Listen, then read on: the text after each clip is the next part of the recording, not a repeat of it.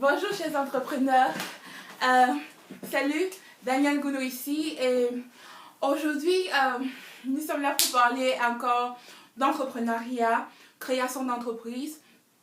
Et en fait le but de cette chaîne, c'est juste comme vous motiver, vous entrepreneurs qui vous lancez dans le monde de l'entrepreneuriat, qui commencez à créer, à quitter des jobs, la routine quotidienne, des jobs de tous les jours, 9h, 17h, et qui voulez voler de vos propres ailes. Donc cette chaîne est entièrement dédiée aux entrepreneurs. Il s'agit de vous motiver, il s'agit de vous donner des astuces,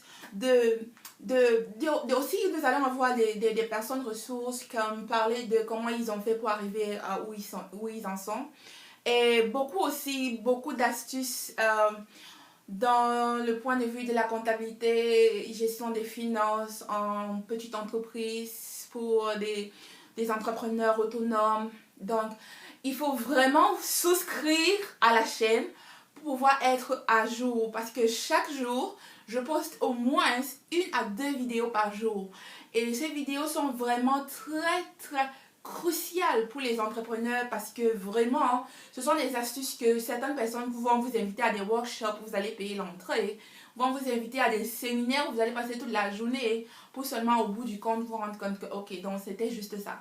Donc là je donne des astuces gratuites tous les jours de comment gérer votre entreprise,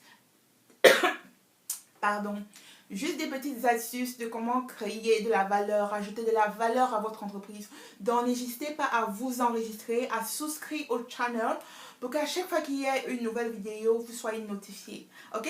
Alors, à plus, on reste connecté.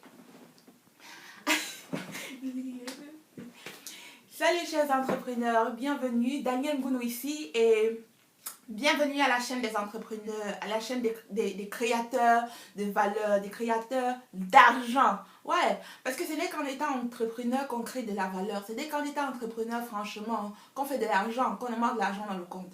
C'est pas en travaillant pour quelqu'un. C'est en créant son propre business, en se lançant à son propre compte, qu'on crée de la valeur. Donc ici, nous sommes là pour tous les jours ajouter s'assurer que nous ajoutons de la valeur à votre entreprise et que vous ne vous déconnectiez pas sans avoir une plus-value, une astuce pour la journée, pour votre business.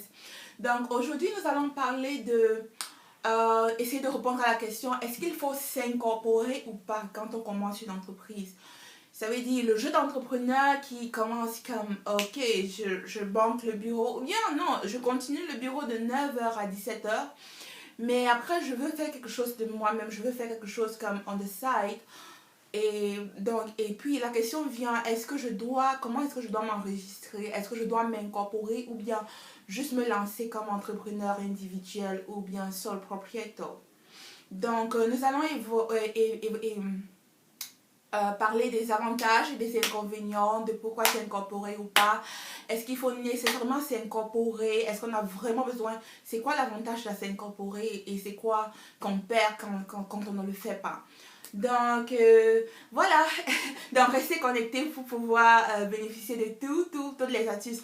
Et aussi ce qui est bien, c'est que avec mes vidéos, à chaque fois dans la partie description en bas de la vidéo, je mets tous les liens utiles de tout ce dont je parle dans la vidéo. Ça veut dire les liens ressources, ou bien ce sont des documents ou des tableaux. Bref, toutes les ressources sont en description. Donc veuillez aussi vous assurer que vous regardez en bas pour tous les liens et les astuces qui sont franchement très utiles. Donc comme je le disais, de plus en plus de gens se lancent en entrepreneuriat, right? On a la tendance où les gens sont fatigués et en ont marre de travailler, de faire, on appelle ça c'est rat course. Là, tu prends de l'argent tout le temps, chaque 2 semaines, mais à peine ça touche ton compte, à peine ça sort de l'autre côté parce qu'il faut payer les factures, autre chose. Et donc, à force de faire cela, ça fatigue à la longue. Et donc, on se rend compte que c'est vrai, quand tu te lances à ton compte, ça demande énormément de travail. Mais sur le long terme, c'est ça qui paye plus. C'est mieux que d'aller travailler pour quelqu'un. Au moins, si vous avez la possibilité de gérer votre propre temps comme vous le voulez, vous êtes votre propre patron. Vous n'avez pas quelqu'un sur la tête comme, ok, tu es arrivé à quelle heure aujourd'hui? Franchement, ça fait déjà 5 minutes de retard, ou bien tu es resté à la douche pendant longtemps. Il n'y a pas des choses comme ça. C'est toi qui gères ton temps comme tu gères ton temps quand tu veux. Tu décides quand tu travailles ou pas. Tu décides jusqu'à quelle heure tu fermes, ou bien à quelle heure est-ce que tu dois ouvrir. Et donc, et c'est la même façon, tu décides de combien d'argent tu veux faire. Si c'est que, ok, cette année, ok, je vais aller pour cette figure. Donc, ça veut dire un chiffre avec 7 zéros derrière. Donc, je vais le faire, je vais faire tellement de choses pour y arriver. Donc, c'est ça l'entrepreneuriat, c'est ça le monde de l'entrepreneuriat. C'est qu'on est autonome, on décide soi-même de comment est-ce que l'entreprise va se porter, de ce qu'on est prêt à faire ou des sacrifices qu'on est prêt à faire pour son entreprise. Et donc aujourd'hui, nous allons parler de est-ce qu'on doit s'incorporer ou pas. Parce que si tu veux être une entreprise qui existe de manière légale, tu dois avoir une structure, right? Tu dois avoir une structure. Et aujourd'hui, je vais juste évoquer 2 structures, l'incorporation ou bien sole propriétaire. Donc pour le premier temps, je vais essayer de parler de sole propriétaire. Beaucoup d'entrepreneurs pensent que quand ils commencent en entreprise, ils doivent s'incorporer. Première des choses, c'est faux. Totalement archi faux. Vous n'avez pas besoin de vous incorporer quand vous commencez en entreprise. Vous pouvez commencer à vous lancer en tant qu'entrepreneur individuel. Ça veut dire seul propriétaire, travailleur autonome. Ça veut dire toi qui travailles pour toi à ton propre compte. Tu n'as pas besoin de trop de protocoles ou de procédures.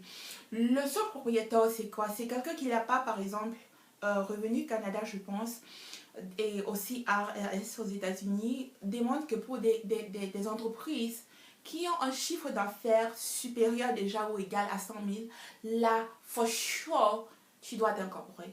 Donc, ça veut dire ici aujourd'hui, en 2017, tu penses que d'ici 2018, 2019, tu vas avoir comme plus de 100 000 francs de revenus annuels. C'est mieux de t'incorporer, c'est recommandé en fait de s'incorporer. Ça, c'est du point de vue de l'ARS et de Revenu Canada. Mais si tu te lances à ton propre compte et que tu penses que bon, ça va quand même me prendre 2-3 années avant de pouvoir comme sustain myself, de pouvoir être totalement autonome et de générer des revenus consistants. Donc là, tu peux juste comme commencer d'abord à ton propre compte et après tu peux changer à tout moment. C'est ça aussi le bonus, c'est que tu peux commencer sur propriétaire et puis après 1 mois, 2 mois, ou même après 1 an, tu décides de ok, je m'incorpore maintenant. Donc ce qui est bien avec le fait de travailler à son propre compte comme entrepreneur autonome, seul propriétaire, c'est que tu n'as pas besoin de tellement de capital pour commencer. Je peux décider comme aujourd'hui cette nuit-ci là, je commence. Il n'y a pas de grands fonds à dépenser. Je crois ça te prend juste comme 60 $ pour enregistrer ton nom au niveau de... Bon, là, je vais beaucoup plus m'accentuer au Canada. Like, I'm from Canada, right? Toronto. Yeah. Donc, je vais beaucoup m'accentuer sur Toronto. Mais je vais aussi parfois un peu parler de la nomenclature, la structure aux États-Unis. Mais beaucoup plus canadienne, right? Donc... ouais, ça prend quand même, je pense, juste un 60 $. Je vais mettre les liens en bas qu'il faut suivre pour s'enregistrer seul. Tu peux le faire seul, chez toi, avec ta carte de crédit. Tu t'enregistres aujourd'hui et puis dans les 5 minutes qui suivent, tu es opérationnel. T'as pas besoin, t'as pas... Et la plupart du temps, t'as pas besoin d'un nom. Ton nom seul, comme moi, Daniel Gounou, directement, top, mon entreprise, c'est demain, c'est Daniel Gounou, c'est moi. Donc, c'est ça les seuls propriétaires, c'est que ça ne demande pas beaucoup de fonds à commencer, c'est très moins cher à commencer. Justement, le fonds de roulement est bas, tu n'as pas besoin de tellement de capital. Beaucoup plus, les gens qui travaillent à la maison, qui font par exemple des consultations, des prestations de services, parfois tu as juste comme besoin d'avoir ton laptop de tous les jours, d'aménager juste un coin de ta maison et puis hop, tu pars. Ça ne demande pas comme 100 $, 500 $ pour commencer. Tu peux commencer comme à partir de 10 $, 20 $, tu commences ton business, juste comme 60 $, juste pour enregistrer ton nom au niveau de Service Canada, qu'on sache que, ok, Daniel Gounou, c'est toi, c'est un business, right? Et aussi, ce qui est bien avec le seul propriétaire, c'est que tes revenus, ce sont tes revenus. Ça veut dire, le revenu que tu fais, c'est pour toi à 100%. T'as pas à partager, t'as pas à share, tout c'est toi. Et tu as le contrôle total de ton entreprise. Ça veut dire que tu décides de quand et quoi, comment les choses vont se passer, à quel moment et tout. Donc, les gens qui font par exemple dans le real estate, l'investissement dans l'immobilier ou autre chose, si quand tu commences première, deuxième année, tu sais que tes revenus n'ont pas dépassé 100 000, parce que de là à acheter un appartement, un condo ou autre, et à le revendre, c'est pas sûr que la première année ou la deuxième année, tu vas rentabiliser directement. Donc, tu peux seulement être là, t'enregistrer juste en seul propriétaire. Il n'y a pas, franchement, il n'y a pas magie. C'est simple. Tu restes dans ton salon là. Tu commences, tu dis, ok, dès demain là, je suis entrepreneur. Et voilà, tu es entrepreneur. Tu n'as pas besoin d'un expert comptable. Tu n'as pas besoin d'un whatever titre pour te le donner. Et aussi le plus gros avantage, ça c'est franchement le très très gros avantage, c'est au niveau de la fiscalité, au niveau des taxes. Quand tu es seul propriétaire, tous les revenus, tu es taxé sur les revenus que tu fais. Ça veut dire les revenus que tu fais, ce sont tes revenus. Et tu es taxé sur ce revenu. Ça veut dire quoi? Ça veut dire si on l'année 0, je ne fais pas de revenus. Oh, j'ai pas de taxes à payer, je ne vais pas payer les taxes sur quoi? Je paye les taxes uniquement sur l'argent que je fais. Ça, c'est le bonus avec l'entrepreneur. Parce qu'on sait que généralement, pour que l'entreprise démarre et prend vraiment de l'ampleur, ça prend justement souvent 1, 2, 3 années avant que des rentrées d'argent soient consistantes. Donc, durant cette année-là, tu fais généralement des pertes. Et ces pertes, tu peux peuvent venir en réduction de ton revenu. Ça veut dire par exemple que si tu as un travail à temps plein, où tu fais un salaire, je sais pas moi, 30 000, 40 000 l'année, et puis tu décides de t'enregistrer on the side, de faire un truc pour toi, et que là, la première année, tu as trop de dépenses, des dépenses justifiées, de comme, je sais pas moi, 10 000, 5 000 dollars, c'est une perte. Elle viendra dans la diminution de ces 40 000 que tu as fait en tant que travailleur full-time. Ce qui fait que, par exemple, si tu avais un taux de taxe à dans un intervalle, peut-être, je ne sais pas, prenons un exemple de 25 à 40 000 qui était, je sais pas, 20%. Et puis subitement, tu te retrouves à moins de 25 000. Ça veut dire que justement, directement, ton taux de taxe est moins et tu payes moins de taxes. Donc ça, c'est un gros avantage pour les gens qui travaillent à leur propre compte sans s'enregistrer. C'est pourquoi je dis, c'est pas automatique, c'est pas forcé, c'est pas comme required que quand tu veux commencer l'entreprise, tu vas directement t'enregistrer. Mais là, c'est ça les avantages de travailler en tant que propriétaire. Mais aussi, cela vient avec son lot d'inconvénients. Et l'inconvénient majeur, c'est au niveau des responsabilités, au niveau des dettes et des obligations.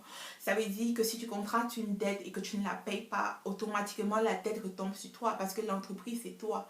Daniel Ngounou, entreprise, c'est moi. Ça veut dire si j'ai une dette de 1 000 dollars, 10 000 dollars à l'heure, là, c'est moi, là.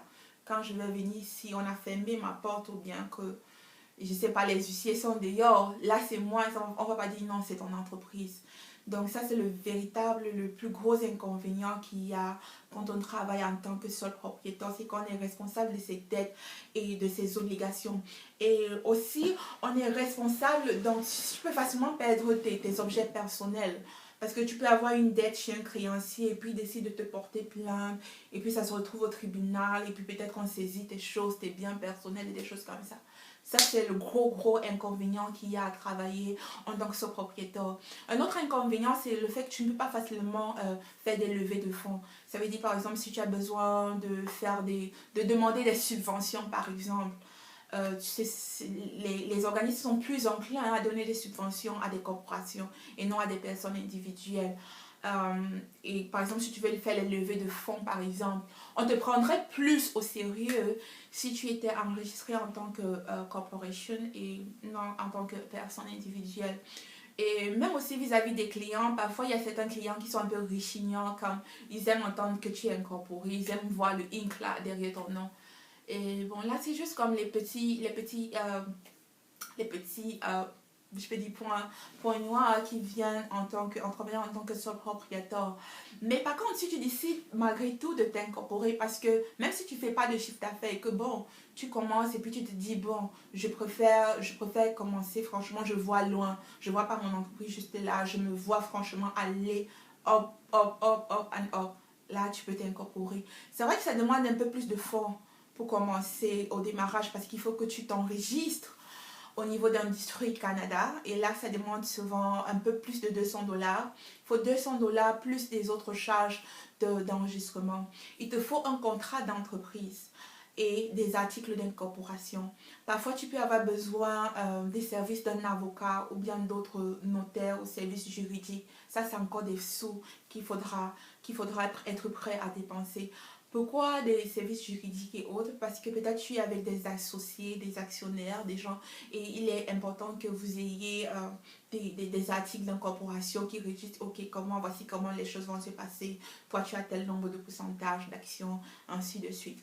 Donc, ouais, et les frais d'incorporation. Et aussi, parfois, tu peux aussi avoir besoin d'un comptable, d'un assistant comptable, peut-être d'un expert comptable si, par exemple, c'est comme required. C'est pas tout à fait mandatory d'avoir un expert comptable, mais c'est suggéré, si tu veux, de l'avoir.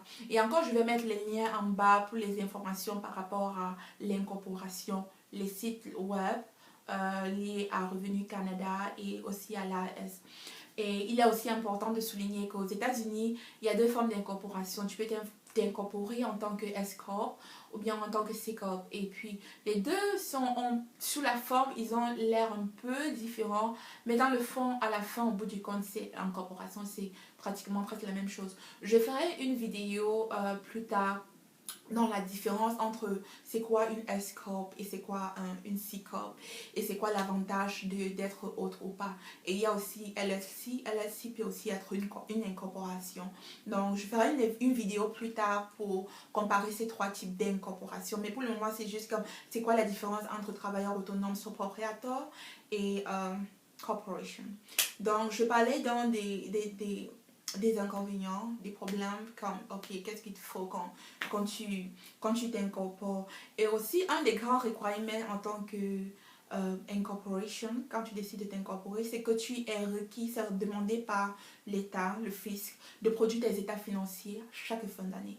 Là, tu dois le faire. Que tu aies fait de l'argent ou pas de l'argent, que tu aies fait des pertes ou bien whatsoever, tu dois produire des états financiers, ce qui fait que parfois en fin d'année, ça demande encore beaucoup d'argent pour que ton comptable puisse aller franchement dans tes comptes, faire le classement, les calculs et ressortir ces états financiers pour que tu puisses les produire généralement au plus tard avant le 15 si ton année d'entreprise est l'année normale, de calendrier normal qui va du 1er au 31 janvier. Donc, je mettrai aussi tous les liens aussi pour mon site et aussi les personnes qui sont intéressées ou qui ont besoin d'en savoir plus. Vraiment, sentez-vous bien, it's free service. J'offre des consultations gratuites avec des entrepreneurs qui ont besoin parfois juste comme de discuter ou bien de savoir qu'est-ce qu'ils veulent faire ou qu'est-ce qu'ils doivent faire ou pas faire ou bien comment commencer. Donc je mettrai aussi le lien pour comment me contacter et autres en bas et vous pouvez juste m'envoyer un email et vraiment ça me ferait un plaisir de vous aider, de provide, entre guillemets, de provide une réponse à votre souci. Donc l'autre des inconvénients, c'est au niveau des impôts. Je prendrais ça comme inconvénient, avantage. L'inconvénient, c'est du fait que tu es taxé à proportion des revenus que tu fais en tant qu'incorporation. Ça veut dire que quoi, si tu es une corporation et que par année, par exemple, tu fais 200 000, oh, for sure, tu vas être taxé par rapport à 200 000, right?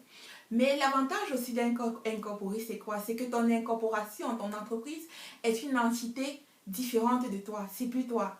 Ça veut dire, moi, Daniel Ngoudou Inc. Incorporated, c'est Daniel Ngoudou Incorporated, c'est pas moi. Ça veut dire que si j'ai une dette, ou bien je suis poursuivie en justice, ou bien j'ai des créances insolvables, c'est plus moi qui suis arrêtée, ce ne sont pas mes biens qui sont saisis, c'est pas ma porte qui est fermée là dehors, mais c'est mon business qui est saisi, c'est mon business qui est fermé ou bien qui go bankrupt.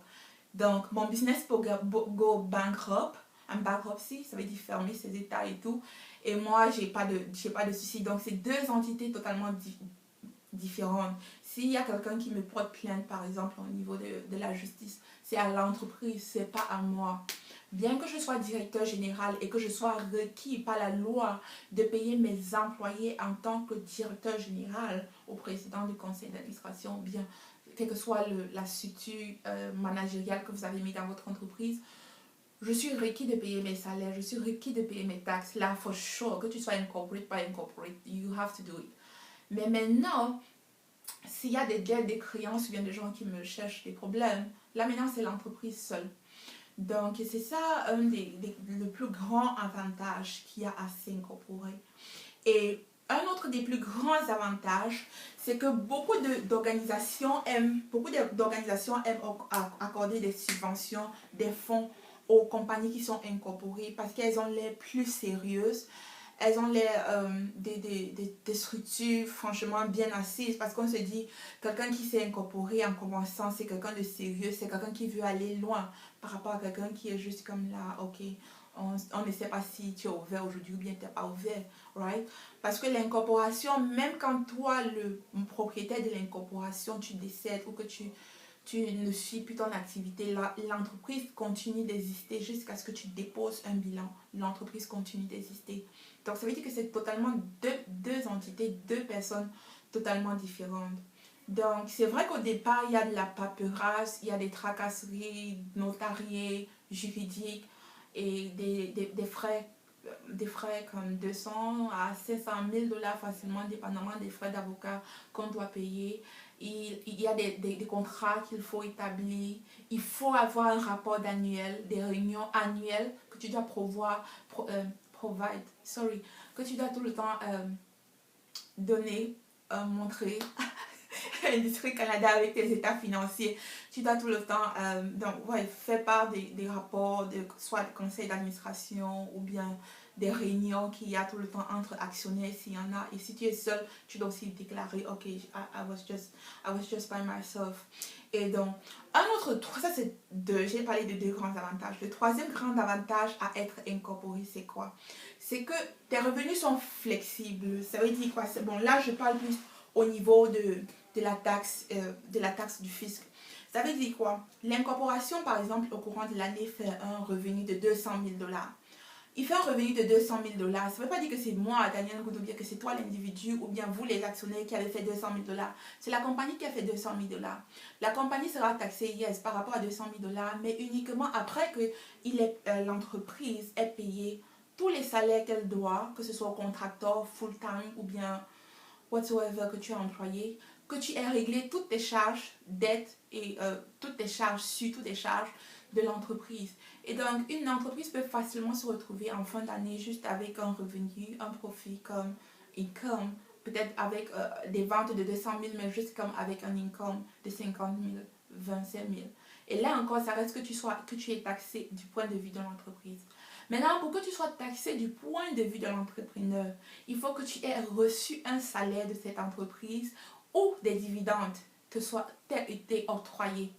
Ça veut dire quoi? Généralement, il y a des entrepreneurs qui, quand ils commencent en entreprise, ils s'incorporent et puis ils décident que les 2-3 premières années, ils vont, entre guillemets, je vais dire ça en anglais, bootstrapper. Ça veut dire serrer les ceintures, ne pas se payer un salaire pendant un certain nombre de temps pour pouvoir maintenir un certain niveau d'activité, de revenus avant d'être à mesure de s'octroyer un revenu. Là, dans ce cadre, c'est juste l'entreprise, tu es juste imposé, l'entreprise est juste à elle seule imposée.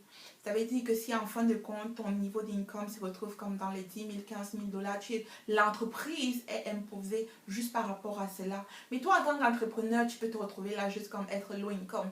You did make no money. Il n'y a aucun T4 qui t'a été délivré venant de cette entreprise. Et puis après 5-10 ans, tu peux comme te retrouver avec 1 million, 2 millions de dollars. Et puis tu décides que bon, maintenant je veux me payer. Et même à ce niveau, c'est toi, si tu es directeur général ou bien ton conseil d'administration ou ton équipe managériale, vous décidez que ok, maintenant il faut qu'on paye les salaires. C'est encore vous qui décidez de combien vous allez vous payer. Vous pouvez décider à vous payer 10 000 dollars chaque année. I don't know. Vous pouvez décider de payer 100 000 dollars et maintenant c'est vous en tant qu'individu qui serez taxé en tant qu'individu sur ce salaire que vous avez reçu. C'est la même chose avec les dividendes. Si en même temps que l'incorporation marche, par exemple tu as un restaurant qui est incorporé et entre temps tu as un travail ailleurs, un full-time ailleurs, Tu as un revenu là-bas à temps plein. Tu fais tes taxes en fin d'année juste par rapport à cela. Et puis ton entreprise par rapport à cela. Mais maintenant, si l'entreprise te donne des dividendes en fin d'année, ces dividendes ne viendront qu'accroître ton revenu personnel et donc modifier en plus ou en moins ton taux de taxe personnelle. Donc c'est ça qui est bien avec l'incorporation, c'est qu'il y a cette flexibilité que tu décides de la façon que tu veux gérer, la façon que tu veux payer tes taxes ou la façon que tu veux gérer ta paye. Il y a des gens aussi qui se servent de leur incorporation pour pouvoir gérer les taxes, pour pouvoir faire la planification des taxes dans leur famille. Parce que par exemple, tu es autorisé, tu peux recruter tes propres enfants à travailler pour toi. Et donc, ça fait que l'entreprise, si par exemple en fin d'année, l'entreprise a un income, je ne sais pas, un revenu, un certain nombre de revenus, tu peux alloquer ces revenus en disant que bon, je paye le salaire de mes enfants. Et les enfants ont un maximum où jusqu'à tu peux les payer et qui ne sont pas taxables. Donc, des gens utilisent, franchement, il y a des stratégies un peu il y a des stratégies que les gens choisissent de s'incorporer vraiment quand ils ont vraiment mûri l'idée et qu'ils voient qu'à long terme, cela les avantagerait à eux et à leur famille, leur couple par exemple. Je peux m'incorporer et puis je décide que, ok, avec mon conjoint, on va se diviser les revenus, je sais pas, un pourcentage. Et puis maintenant, ça se retrouve que peut-être mon conjoint ou bien conjointe qui peut-être avec les enfants ou bien faisait ses taxes avec les enfants ou bien peut-être il y a une situation au courant de l'année où le conjoint est malade, donc on veut faire parce que l'individu, l'entrepreneur cherche toujours à minimiser le plus ses taxes. Donc là c'est un peu plus de tax planning et là ça demande une autre vidéo, mais pour aujourd'hui je voulais juste attirer notre attention sur est-ce que c'est nécessaire, absolument nécessaire de s'incorporer. La réponse est non, non, non. Vous n'avez pas à vous incorporer tant que vous n'avez pas un revenu supérieur à 100 000 dollars à l'année. Donc vous pouvez juste commencer à votre propre compte avec jusqu'à moins de 100 dollars. Vous commencez avec votre carte de crédit derrière votre ordinateur. De lendemain vous êtes entrepreneur, vous commencez à émettre des factures et autre chose.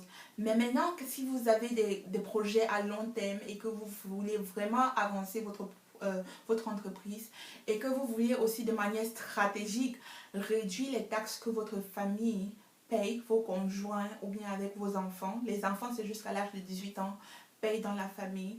L'incorporation serait une bonne façon, avoir une entreprise aussi serait une bonne façon pour pouvoir répartir et diminuer au maximum les taxes à payer. Donc voilà, c'était tout pour aujourd'hui. J'espère que vraiment la vidéo vous a aidé. Si vous avez des questions, des commentaires, des suggestions sur comment est-ce que je peux améliorer la vidéo pour vous donner davantage de satisfaction, davantage d'astuces, vraiment n'hésitez pas à commenter, à poster des commentaires, que ce soit en français ou en anglais. Vraiment je suis disponible et je vous réponds le plus tôt possible. Aussi je vais mettre mes contacts, mon site web www.nolimitbookkeeping.com et mon email où vous pouvez me contacter à tout moment, franchement tous les jours, 24 heures et 7 jours sur 7. Sur ce, je vous souhaite une agréable journée, que votre journée soit bénie et productive. Merci et à demain pour la prochaine vidéo. Bye.